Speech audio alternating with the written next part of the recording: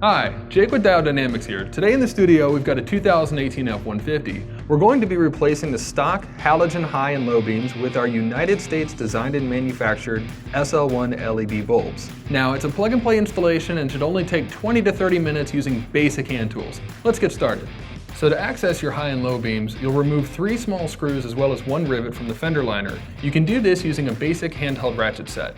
This is also how you would access the back of the fog light housing if you were to be replacing those. Now due to the space restrictions, it's actually hard to get a camera angle of the actual removal of the bulbs, so I'll explain the process as we go.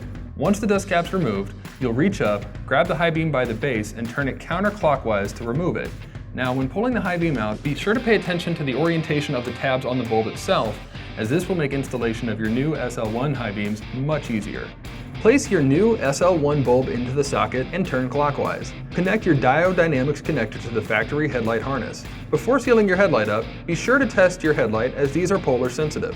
You'll want to go ahead and tuck the wires as well as your Diode Dynamics driver back behind the housing and then seal it with your factory dust cap. With your SL1 high beam fully installed, you'll follow the exact same steps for the low beam up above. Then, you'll reinstall the 3 screws as well as the rivet to secure the fender liner.